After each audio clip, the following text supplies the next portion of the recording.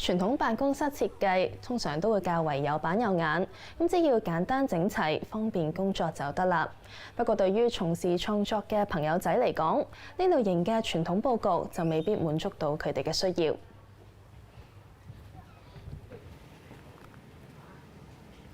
好似今集介紹嘅設計單位，戶主係一名需要在家工作嘅手作人，咁所以設計師就為佢打造一個能夠寓工作於生活嘅理想空間，一齊去參觀下。創作人最重視創意，對於從事手作設計並且主要喺屋企做嘢嘅女戶主嚟講，方便醞釀創意同進行製作，就係佢對理想家居工作間最高境界嘅追求。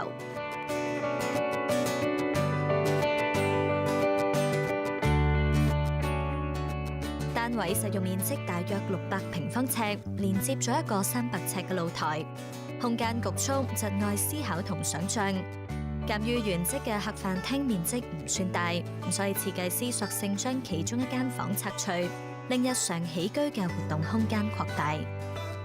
後面本身一間對住露台嘅客房咧，我哋都打通咗佢，連成咗一個新嘅起居室，令到呢一個新嘅開放式廚房、工作區，又或者叫做飯廳嘅部分，同埋一個新嘅客廳，成 L 字形做咗一個比較大啲嘅起居室。除咗空間大咗之外，因為打通咗本身嘅牆身，另外一隻喺房入面對住露台嘅窗，其實而家都係納入咗為起居室嘅範圍，變相觀感啦，同埋嗰個自然光線都比以前充足咗好多嘅。為咗方便戶主喺屋企進行靈感創作，設計師設計客廳、飯廳同廚房3個區域嘅時候，亦都加入相關嘅設計元素。雖然單位本身已經有個緊處，不過基於同樣嘅考慮，就特別做多個開放式廚房。Sammy 話單位原本已經有個廚房啦，其實喺呢一度行過去，我諗10秒都唔需要。點解要喺度再做多個開放式嘅廚房呢？其實呢度我哋睇就當然好似一個開放式廚房啦。其實因為有星盤啦，有爐頭，但係其實戶主咧只會將呢一度當為佢工作時間要用嘅一個茶水間。大部分嘅時間都會係喺度沖咖啡啦，或者做一啲好簡單嘅簡餐。因為喺同一個空間嚟講，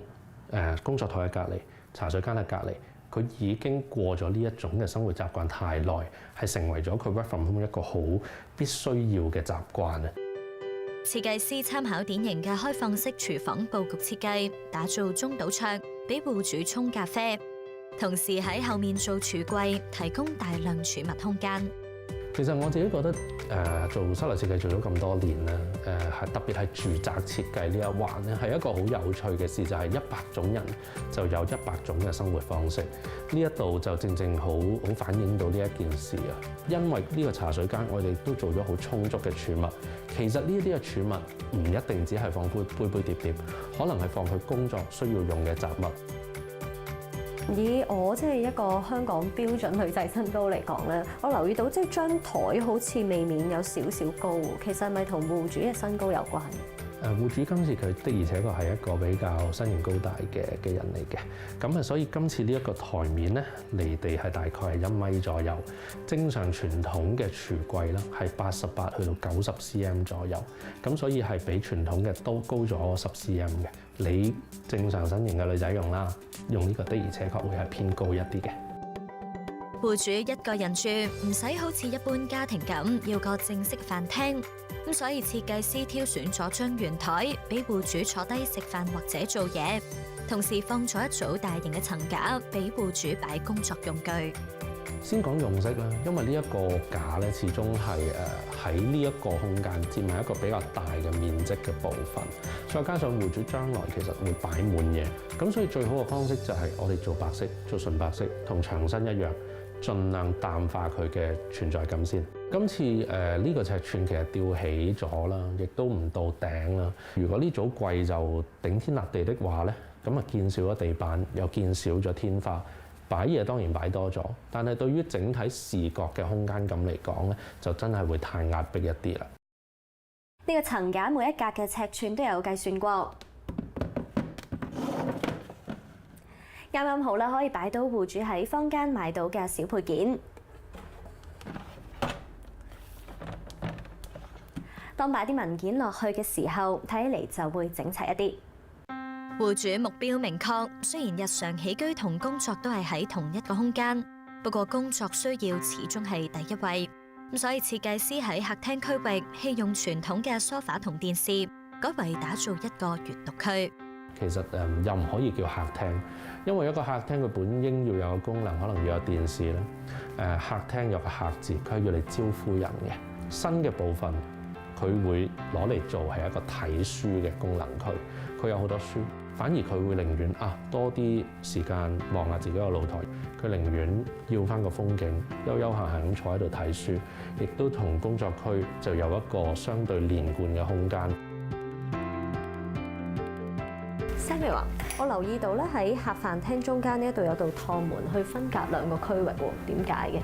嗱，呢一度咧，再重申一次，就唔係客飯廳嚟嘅。喺我哋前面呢個係戶主嘅工作間啦，後面咧就係一個睇書嘅區域。統稱呢個起居室嘅空間，其實而家就打通咗啦。戶主自己用就當然會90%時間都打開呢個門。閂門嘅時候咧，其實係為咗遇到佢有一啲海外嘅親戚，真係需要嚟留宿，用呢一個變成為睡房咁樣嘅功能，先至需要閂門嘅啫。但係呢一個趟門咧係玻璃嘅設計，會唔會唔夠私隱度咧？咁首先咧，因為其實呢一度真係會留宿嘅人咧，只係戶主嘅父母啫。咁所以咧，私隱度方面以咁親嘅關係嚟講，有個間隔咧就已經好足夠㗎啦。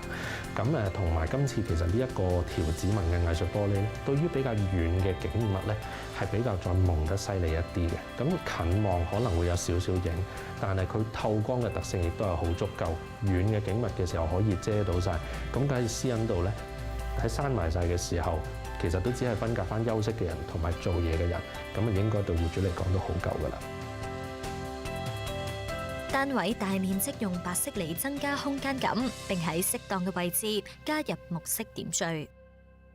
其實今次喺茶水間嘅吊櫃啦，同埋擺洗衣機、乾衣機嘅嗰一組高櫃，我哋都用上咗一個藤席啦，叫做比較傳統嘅嘢嚟嘅，隱隱約約可以透到出嚟，但係亦都唔會話太過花。佢本身亦都係顏色上面同我哋呢一個木係襯翻嘅，唔會有太過雜亂，亦都可以叫做喺通案通之上多一個嘅質感。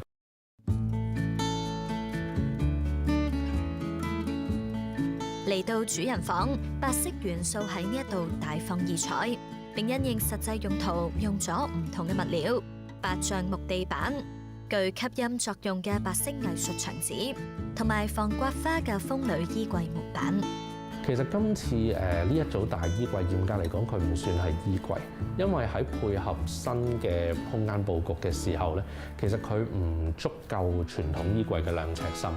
咁所以我哋就做咗一對用風呂板材做嘅大趟門啦，面頭貼上一啲立體嘅牆紙，去到做咗個材質。第一，佢唔會容易刮花。點解會揀一個唔刮花嘅材料？因為佢同床尾距離都比較近一啲。戶主會係經常喺床尾通道有走動嘅時候，如果我哋用上普通嘅手掃漆或者木皮，其實好容易就會因為經過俾啲牛仔褲嘅邊位啊嗰啲嘢去刮花。呢一種物料就可以減少呢一個嘅損耗情況。而內側咧，因為佢唔足夠有2尺，我哋今次用上咗一啲大型嘅家具品牌嘅衣帽間組合，咁佢亦都因為冇櫃背冇櫃側，我哋用盡咗整個牆身空間。家居設計從來冇既定嘅公式。今集介紹嘅單位，戶主對於乜嘢係理想嘅家居空間，有自己一套好明確嘅想法，並且訂立出各種不可逾越嘅設計要求。設計師嘅角色就係要平衡理想同實際，先至可以完成呢一啲看似不可能嘅任務。